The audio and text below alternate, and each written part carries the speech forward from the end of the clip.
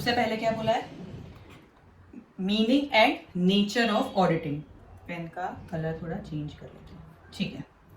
पहले डेफिनेशन पढ़ेंगे, फिर मैं आपको इसका मतलब समझाऊँ। An audit is an independent examination of financial information of any entity, whether profit-oriented or not, and irrespective of its size or legal form. When such an examination is conducted with the view to expressing an opinion thereon. उसका मतलब क्या है? Simply क्या बताइए, audit की definition क्या है, ये ऑडिट की जनरल डेफिनेशन। उसके लिए हम एग्जाम्पल देखते हैं। जैसे सपोज हमारे पापा ने हमको बोला है, पैसे दिए और जाके बोला कि तो कुछ जो भी मम्मी ने लिस्ट दी है वो लेके आ, ठीक है। तो हमने जाके सामान लेके आए। अब पापा को हुआ डाउट कि भाई जो भी पैसे दिए थे उसके हिसाब से सामान आया क्या, बराबर सामान तो आया, छूट तो नहीं गया, ठीक है। तो उन्होंने बुलाया मम्मी को कि भाई तो पूरा चेक कर ले कि सामान सही से आया है या नहीं और पैसे बराबर से इसने खर्च किए हैं या नहीं, ठीक है। ट्रांजैक्शन किसके बीच में हो रहा था, पैसे किसने दिए, सपोज बिट्टू ने, ठीक है, बिट्टू ने और उसके पापा के बीच में ट्रांजैक्शन चल रहा था। बट पापा को बिट्टू पे भरोसा नहीं कि भाई पता नहीं कहाँ एक्स्ट्रा खर्चा करके आया होगा, ठीक है। तो उन्होंने किसको बुलाया, मम्मी को, ठीक है। अब मम्मी ने क्या किया, मम्मी क्या करेगी, सामान देखेगी और पैसे देखेगी, दोनों चेक करेगी कि सही से जितना बोला था उतना सामान आया क्या, ठीक है। और जितने पैसे थे उसके हिसाब से बराबर हिसाब लगाएगी कि कुछ पैसे बचे क्या, बचने चाहिए थे क्या, बराबर प्राइस पे लाया है क्या, ठीक है। और सब चेक करने के बाद क्या बोलेगी पापा को कि ठीक है, जो भी हिसाब किताब है वो बराबर है। तो पापा भी खुश कि नहीं, जो भी है जितने पैसे दिए लड़के ने बराबर खर्चा करके आया, ठीक है। कुछ भी गलत सलत जगह खर्चा नहीं किया या पैसे छुपाए नहीं, वॉटएवर, ठीक है।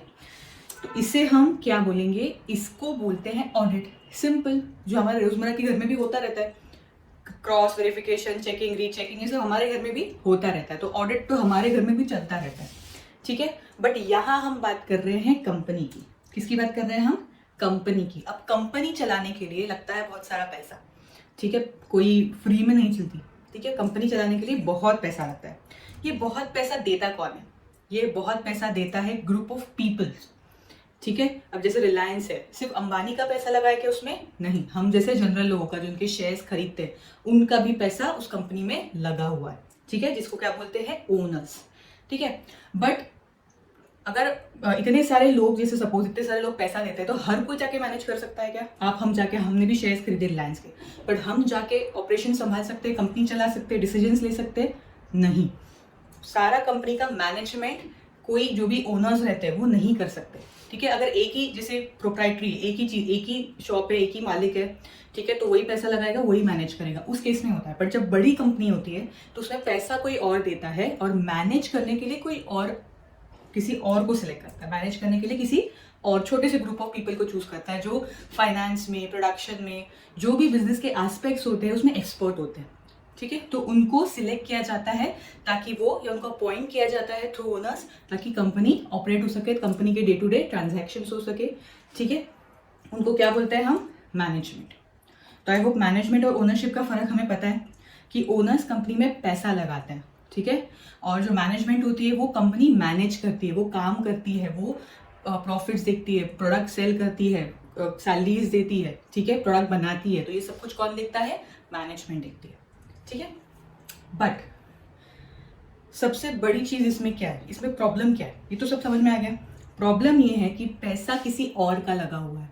जब पैसा किसी और का लगता है तब हम इतने रिस्पॉन्सिबली बिहेव नहीं करते कि हमने क्या खर्चा किया है, क्या खर्चा नहीं किया है, ठीक है। दूसरे का पैसा हम कैसे भी उड़ा के आ जाते हैं। तो सेम चीज इसमें भी हो सकती है कि पैसा ओनर्स का है और चला कौन रहा है, उसका खर्चा कौन कर रहा है, मैनेजमेंट कर रहा है, ठीक है। इसीलिए ओनर्स मैनेजमेंट से पूरा कट्ठा चिट्ठा मांगते हैं, जिसको हम क्या बोलते हैं, बैलेंस शीट, कि तुमने क्या बैलेंस शीट पे जो भी फाइनेंशियल स्टेटमेंट्स होते हैं, तुमने क्या खर्चा किया, क्या असेट खरीदी, क्या लोन लिए, वो सब कुछ हमें बताओ, हमारे पैसे का क्या किया, वो सब कुछ हमें बताओ, ठीक है। तो मैनेजमेंट क्या करती है, बैलेंस शीट बना के दे देती है। Let me very clear, balance sheet management, मतलब जो भी बैलेंस शीट फाइनेंशियल स्टेटमेंट जो होते हैं वो कौन बनाता है, मैनेजमेंट, कंपनी बनाती है।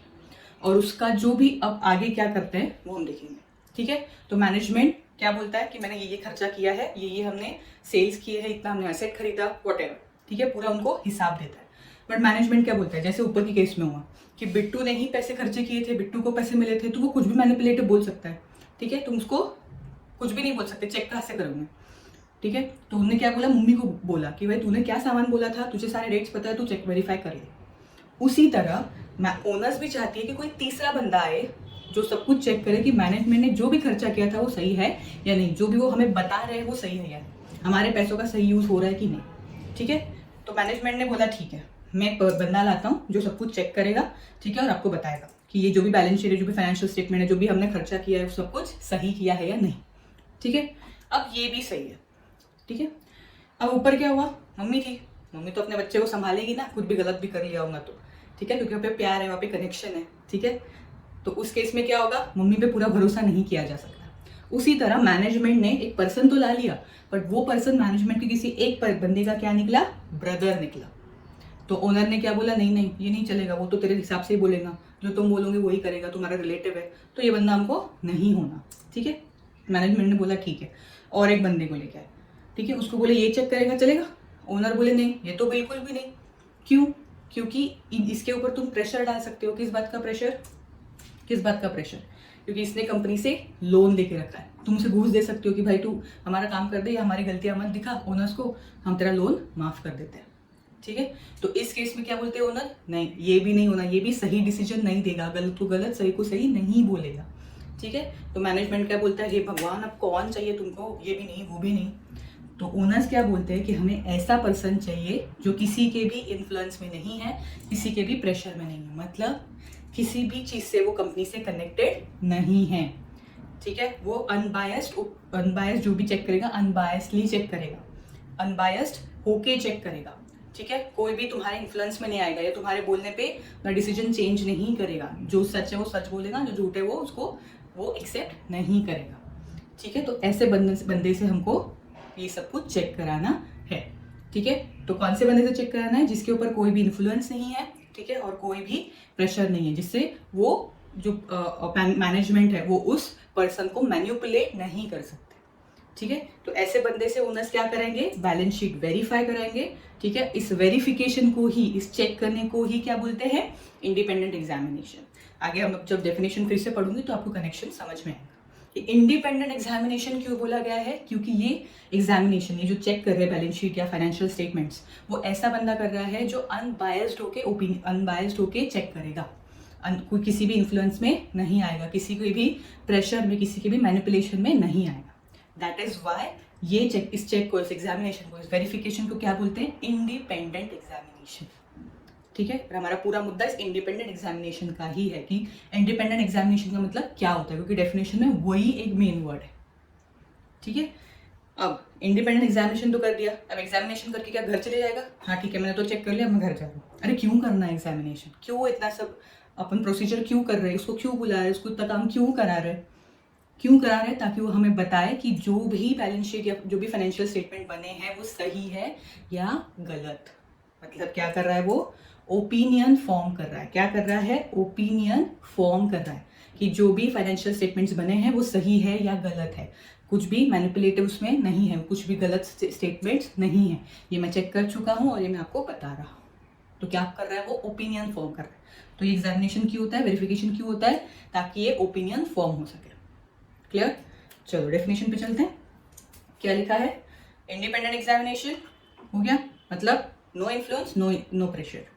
दूसरा फाइनेंशियल इन्फॉर्मेशन, जो भी फाइनेंशियल स्टेटमेंट, जो भी पैसे से रिलेटेड मैटर है, ठीक है। उसके बाद क्या है, of any entity whether profit oriented और not and irrespective of its size और लीगल फॉर्म, मतलब कोई भी एनी एंटिटी, छोटी बड़ी सब लोग, ठीक है, लाला जी भी और रिलायंस भी, ठीक है। फिर उसके बाद क्या बोला, प्रॉफिट ओरिएंटेड, मतलब लोगों के लिए काम कर रहे हो, एनजीओ लोगों के लिए काम कर रहे हो, नॉन प्रॉफिट कमाने के लिए नहीं, लोगों सोशल काम कर रहे हो तो भी चेक होगा। क्यों? क्योंकि कोई सोशल रहता नहीं आजकल, पैसे आए तो सब जेब में रख लेते हैं, ठीक है। तो प्रॉफिट ओरिएंटेड हो या ना हो, ठीक है, किसी भी साइज का हो, ठीक है। या फिर लीगल फॉर्म मतलब प्रोप्राइटरी, पार्टनरशिप, एलएलपी, कंपनी, ठीक है। तो ये इसको क्या बोलते हैं, लीगल फॉर्म। तो किसी भी फॉर्म में हो, उसके फाइनेंशियल इंफॉर्मेशन का इंडिपेंडेंट एग्जामिनेशन होगा। और ये एग्जामिनेशन क्यों होगा, ताकि ओपिनियन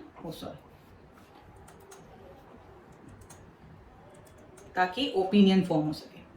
तो इसके मेन वर्ड्स क्या बोलेंगे हम? इंडिपेंडेंट एग्जामिनेशन किसका? फाइनेंशियल इंफॉर्मेशन का। किसके? किसी भी एंटिटी के। क्यों? ताकि हम ओपिनियन फॉर्म कर सकें। सिंपल। ऑडिट की डेफिनेशन खत्म, उसका एनालिसिस यहाँ पे दिया है कि इंडिपेंडेंट एग्जामिनेशन मतलब independence here implies that judgment of person is not subordinate to the wishes or direction or of another person who might have engaged him.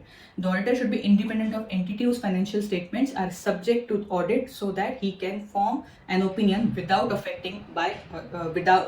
being affected by any influence. ठीक है। Any entity का मैंने बताया, proprietor, public, private, LLP, कोई भी किसी भी size का, मीडियम, लार्ज, स्मॉल। ठीक है। और एक्सप्रेस एन ओपिनियन मतलब सबसे पहले क्या बोला मैंने कि फाइनेंशियल स्टेटमेंट किसकी रिस्पॉन्सिबिलिटी बनाना? मैनेजमेंट की। ठीक है। ऑडिटर को सिर्फ ओपिनियन देना। I hope it is clear. अगर आपको मेरे पढ़ाने का तरीका पसंद आया है तो अपने सारे सीए दोस्तों को ये वीडियो जरूर दिखाना और मेरे चैनल को सब्सक्राइब करना मत भूलना।